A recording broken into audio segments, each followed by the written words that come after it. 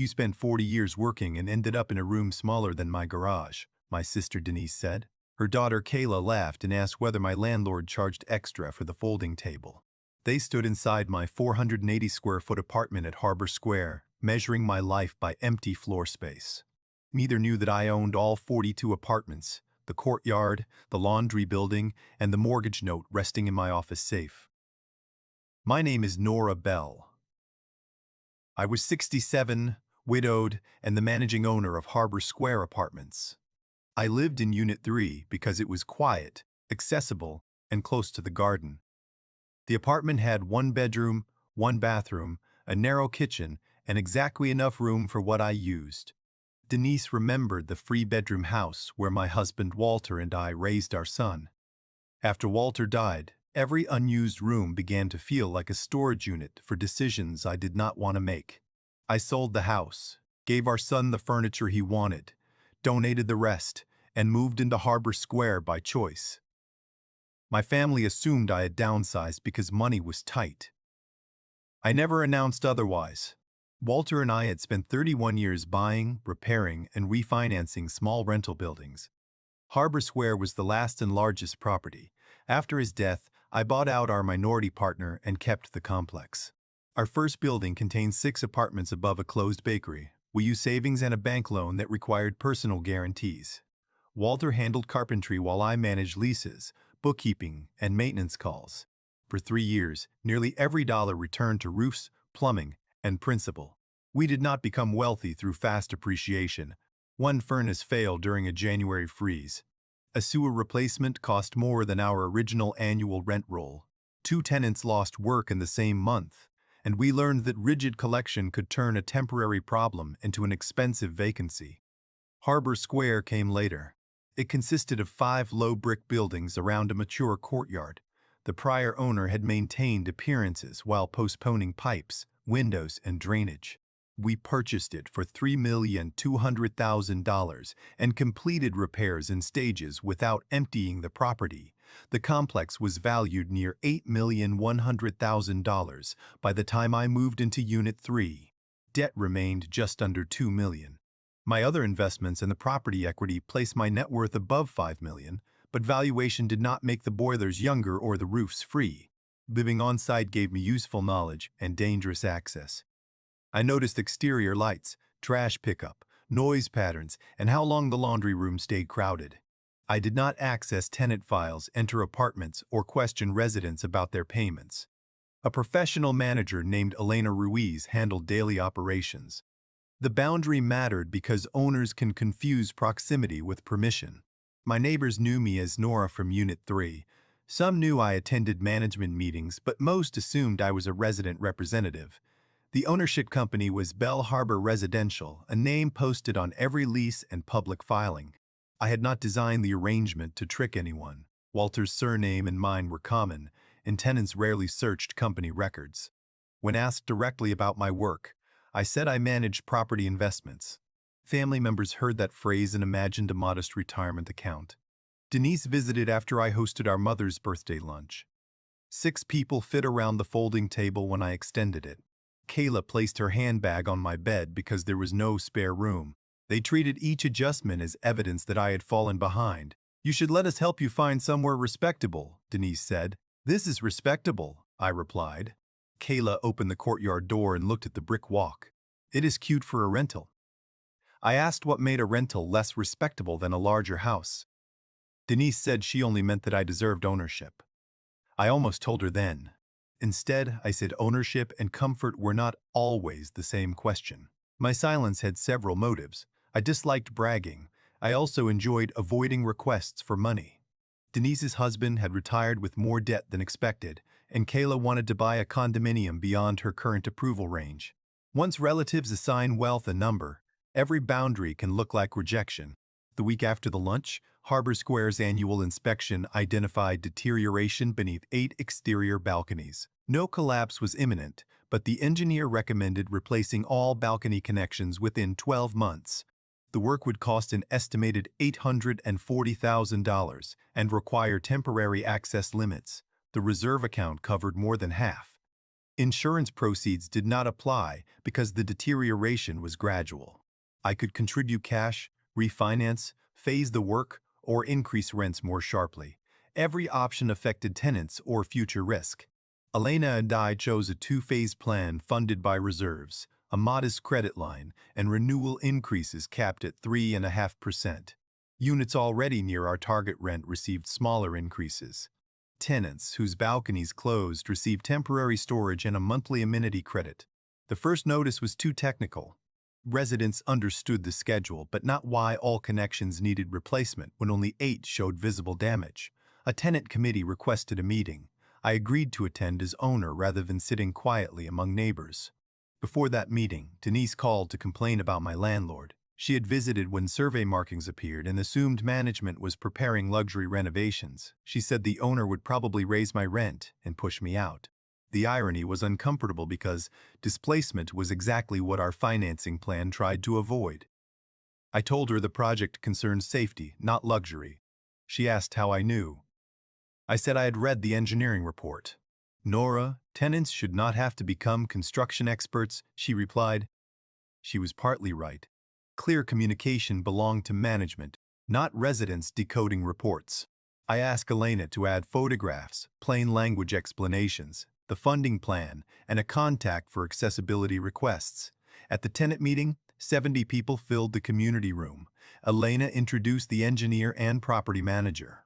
Then she introduced me as managing owner of Bell Harbor Residential. Several neighbors turned toward Unit 3's familiar face. Denise and Kayla had attended because they believed I needed support against the landlord. Kayla whispered, "She said owner." I stepped to the front. "I own Harbor Square," I said. "I also live here." Those facts do not make every management decision correct, so tonight we will review the evidence and the appeal process. Denise looked more hurt than impressed. Kayla stared at the funding chart. The tenants had more practical questions, and I focused on them. Would workers enter apartments? How would dust be controlled? Could a resident with limited mobility use a ground floor patio during closure? What happened if the schedule slipped? The engineer explained that most work occurred outside. Elena documented individual needs. We added Saturday quiet hours and a ground floor seating area. We also created a written service credit if a balcony remained closed beyond the scheduled period without a weather or safety reason. A resident named Mr. Foley asked why a Millionaire owner did not pay the entire project personally. He had searched the purchase record after the notice. I said the property would receive a substantial owner contribution through reserves and guarantees. A durable building still needed rents that supported operations, debt, and future repairs. He said that answers sounded like a spreadsheet. I acknowledged that housing decisions affected homes, not just returns. I also refused to promise permanently frozen costs. Ethical ownership required limits on increases and honest numbers, not pretending expenses disappeared because I had personal assets. The committee requested reserve summaries and the engineer's recommendation. We provided both, with bank and tenant privacy removed. They confirmed that courtyard landscaping had been delayed so safety work could proceed. Nobody applauded, but rumors about luxury conversion weakened. After the meeting, Denise waited in my apartment. She asked how I could let her pity me for years. I said I had never asked for pity. She replied that silence had allowed it. That criticism was fair. I had protected privacy, but I had also enjoyed knowing something that corrected their judgment. Quiet success can become a private stage if you wait too eagerly for surprise. I apologized for not answering directly when she talked about helping me find a home. Kayla asked whether the complex was worth $8 million. I explained that value, debt, taxes, reserves, and cash were different. She asked whether I could guarantee her condominium loan. I said no. The request arrived so quickly that it confirmed part of my fear. She accused me of trusting strangers with apartments while refusing to help family own one. I told her tenants paid for a service under leases, and Harbor Square secured its own debt. A personal guarantee for her luxury condominium would place my assets behind a purchase her bank considered stretched. I offered to review her budget or pay for an independent housing counselor. She said that felt insulting. Denise told her to stop. The evening ended without a warm family lesson. Balcony work began 2 months later. The contractor discovered worse corrosion on 2 buildings and better conditions on another. The total estimate increased by $90,000. We used contingency reserves and extended the second phase by 3 weeks. One crew repeatedly blocked a path used by a resident with a walker.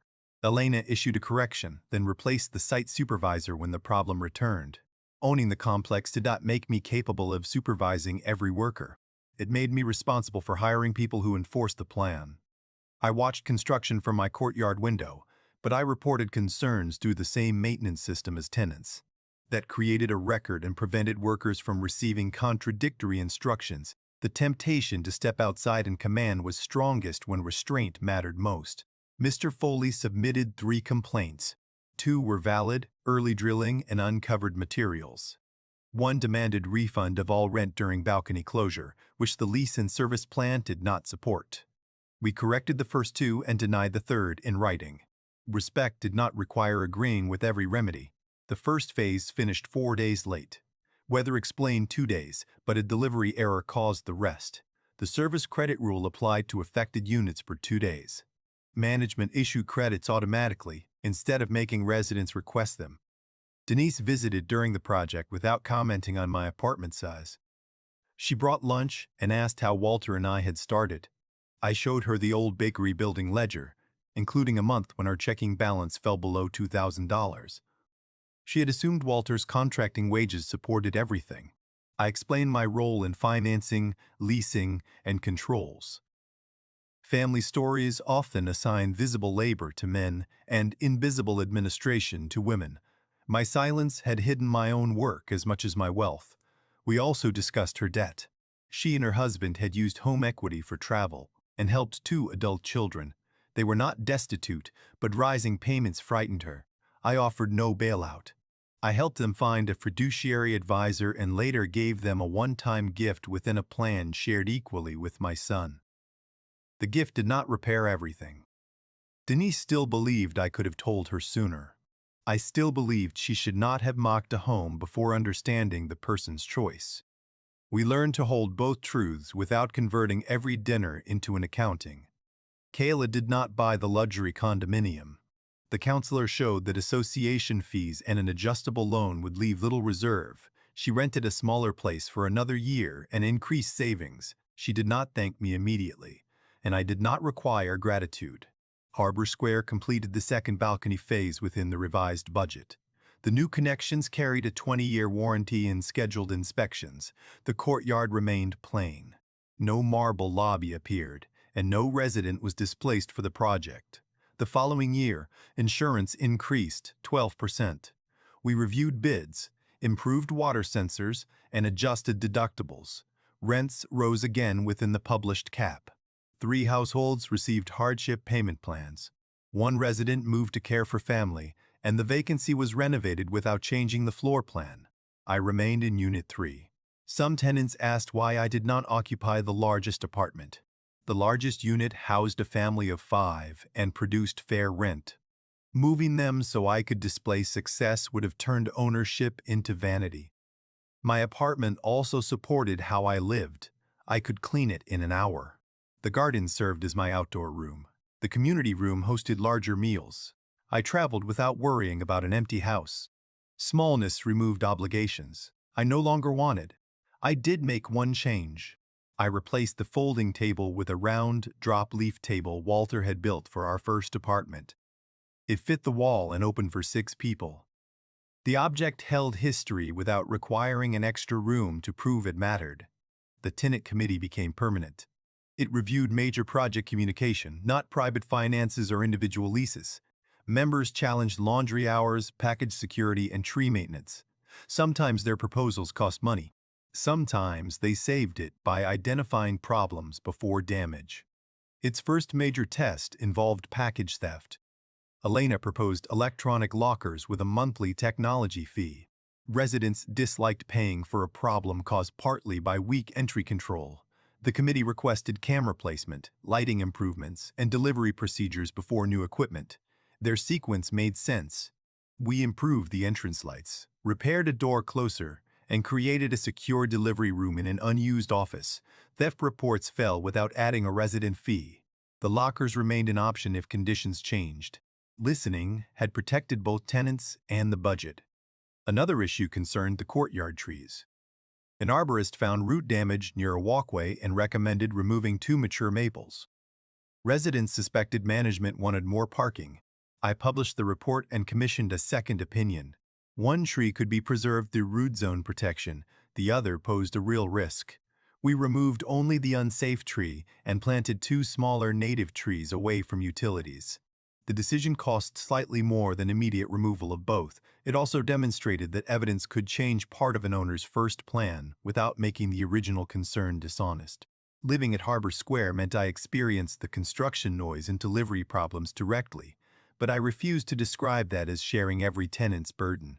I had financial security, ownership authority, and the option to leave temporarily. A parent working nights or a resident using a walker faced different consequences. That distinction became clear when a nurse requested daytime quiet after overnight shifts. The project could not stop all drilling, but the contractor rearranged work so her building received predictable loud periods. Management offered the community room as a rest space during 2 critical days. Small accommodations depended on asking specific questions. We added those questions to future project surveys. Residents could identify mobility needs, work schedules, medical equipment, and communication preferences without sharing diagnoses. The form separated what management needed to plan from private information it had no right to collect. Elena later told me the ownership reveal had changed her job. Some tenants started bypassing her and knocking on my door. I had created that risk by stepping forward without clarifying channels strongly enough. We posted office hours and directed all service requests through the TREC system, including mine. One evening, a resident knocked because his kitchen sink was backing up. I called the emergency line beside him rather than contacting a plumber privately. The response arrived within 40 minutes, and the record showed a shared drain problem affecting another unit. Process solved more than personal access would have. Denise witnessed that interaction during a visit. She asked why I did not simply order employees around in a building I owned. I told her that ownership was not the same as knowing every current fact. Systems protected people from my incomplete information as much as from neglect. She compared that answer with how our father had run his hardware shop. He kept every decision in his head, and the business struggled when he became ill. We realized that both of us had confused personal control with competence, because that was the model we inherited. Kayla returned to Harbor Square after 6 months and asked to see the financial plan, not my account balance. I showed her how reserves, debt service, taxes, maintenance, and vacancy interacted. She was surprised that an $8 million appraisal could exist beside a strict repair budget. She used the same framework to evaluate a less expensive condominium. The building had low association dues and almost no roof reserve. This time, she walked away before making an offer. She said my tiny apartment had taught her more about ownership than the luxury listings she followed online. I reminded her that renting was still a valid choice. Buying property without reserves would not prove maturity. She signed a 2-year lease in a building near work and kept saving. The decision lacked drama, which was one reason it was sensible. Harbor Square later refinanced the balcony credit line after completion. We chose a fixed rate even though the variable option began lower. Predictable debt protected the rent cap plan from sudden changes. The lender required updated valuations and confirmed that the property remained financially strong. The refinance released no cash to me. Every dollar stayed tied to the completed project and reserve restoration. Denise had assumed owners automatically withdrew money when values rose. I showed her why leverage could create flexibility or danger depending on what happened after closing. My estate attorney asked whether living in the complex complicated succession. It did. My home and largest investment shared one address. We documented who could enter the office, continue management, communicate with tenants, and handle my unit if I became ill. Quiet ownership still needed visible instructions. I gave Elena authority to issue emergency statements without waiting for family. My son received financial oversight only through the trust, not daily management. Denise received no formal role, which relieved her. Clear responsibility prevented affection from becoming an accidental job description. The next winter, a boiler sensor failed at 2 in the morning. The backup system alerted the maintenance vendor before apartments lost heat. Repairs finished by breakfast. Most residents never knew. That invisible result justified years of reserves more convincingly than any expensive lobby. Mr. Foley later joined the committee. He still questioned rent increases, but he stopped describing every reserve as hidden profit. I stopped assuming that his suspicion came from hostility. He had lived through 2 sales where owners promised stability before forcing tenants out. That knowledge changed our acquisition policy. When a nearby 12-unit building became available, the projected return required rapid rent increases.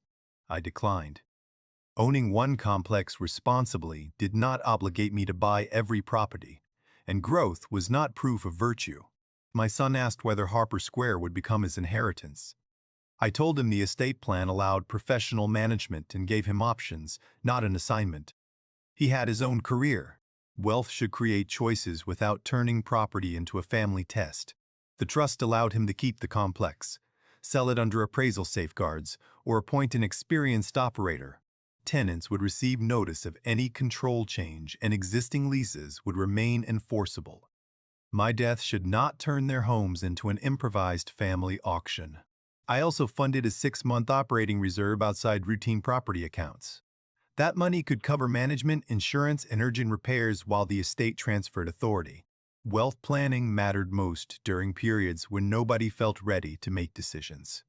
Denise served as a witness when I signed the updated documents. She said the preparation made my small apartment look different to her. The room had not changed. She had begun noticing the systems connected to it, rather than treating square footage as the complete story. I told her I had made the opposite mistake about her larger home. I assumed its expense reflected vanity, ignoring the family gatherings and care she provided there. Respect required more than reversing who felt superior. It required letting different homes serve different lives. That conversation did not remove financial differences. Denise still worried about debt, and I still had more flexibility. We could name those facts without turning them into ranks.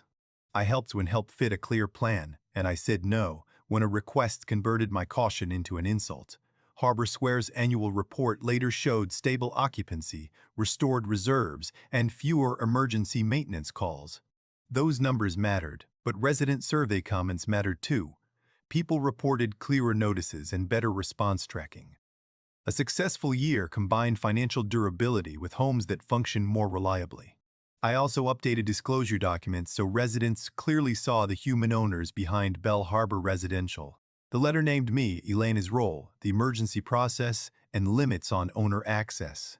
Privacy remained important, but invisibility had caused unnecessary suspicion. Denise eventually hosted our mother's next birthday in her larger house. Nobody compared square footage. Kayla asked whether my table could fit in her new rental, and I gave her the measurements. The conversation was ordinary, which felt like progress. They mocked my tiny apartment because they believed space displayed success and renting displayed failure. Learning that I owned the whole complex corrected the facts, but it did not automatically correct our habits. I had to disclose without performing superiority, invest without displacing people, and choose a small home without apologizing. Wealth gave me the option to live larger. Freedom was knowing I did not need to.